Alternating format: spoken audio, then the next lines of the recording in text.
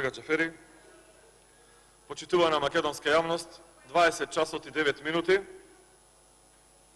Собранието е во постојано заседание, но ништо посебно не се случува. Буквално ништо посебно. Сакам да ги прашам Социјалдемократскиот сојуз и македонската јавност, што ќе беше, колеги, ако вака работевте 3 години? Ако вака напорно ги форсиравте законите во овие 36 месеци? Каде ќе беше крајот на државава? Каде ќе беше економијата? Каде ќе беше здравството? Каде ќе беше културата? Каде ќе беше инфраструктурата? Каде ќе беше Република Македонија? Но, почитувани колеги, вие работевте само 20 минути дневно. Максимум 20 минути. И успеавте да ја унаказате државава. Со само 20 минути работа станавме хибриден режим. Со само 20 минути работа станавме најкорумпирана држава во Европа. Замислете што ќе се случуваше ако работевте по пола сат. Хаос. Хаос тотален. Немавме среќа овие 3 години да работиме до касно за да донесеме некое добро законско решение, со кое што ќе заслужиме да не гледаат 350.000 пензионери, да не гледаат земјоделците, да не гледаат докторите, ама вие како шверцери, 23 сатот, 24 часот, тогаш, почитувана македонска јавност, се носат вакви, како што рекоа нашите колеги, мафијашки закони.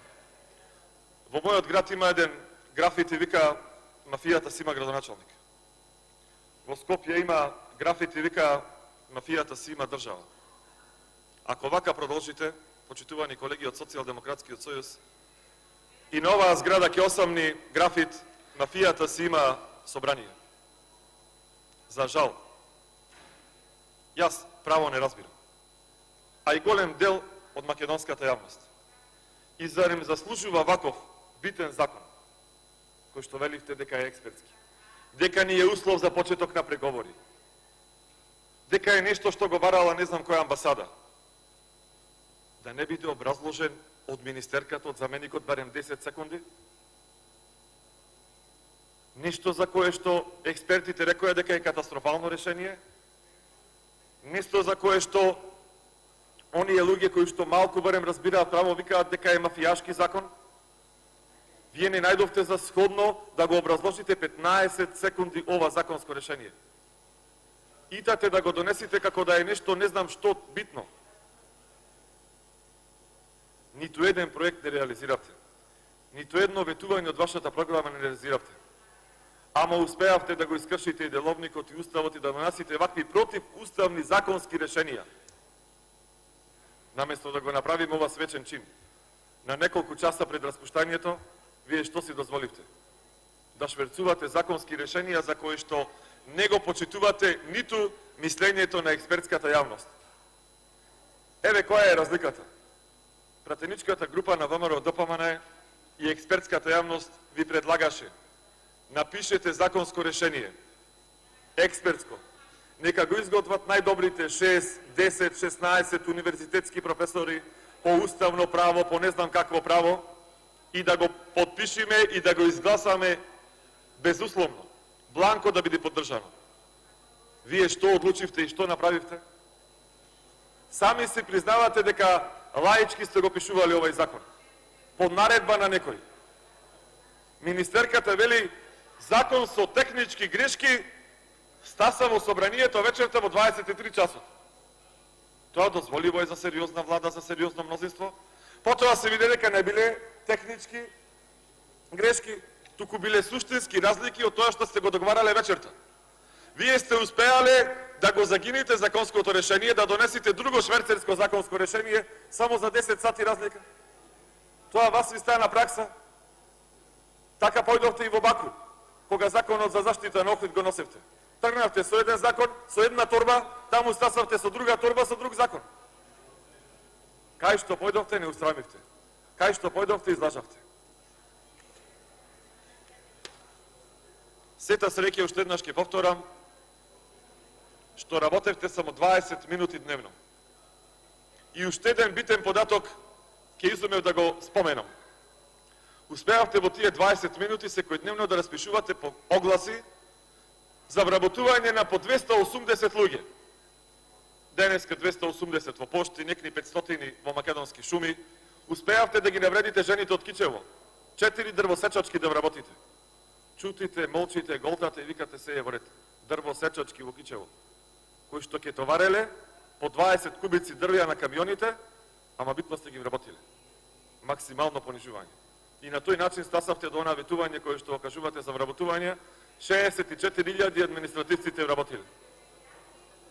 Ја крахиравте државата. Еден од моите колеги преска кажа, јас сакам да повторам. Ја замајувате македонската јавност дека ова законско решение е било некаков услов. Не, почитувани колеги. Сето ова што го правите, сиот овој зулум што го нанесувате се следи, се гледа, се пренесува, се евалуира. И на крајот ви го кажа исходот. Со оваа влада, ниво март 2020, ниво март 2022, нема да добијаме датум за почеток на преговори. Затоа што ова што го правите е целосно противуставно. Страме што му ставате на овој закон европско знаменце. Ги устрамивте и луѓето од Европската унија. Ги устрамивте со злоупотребите што ги правите.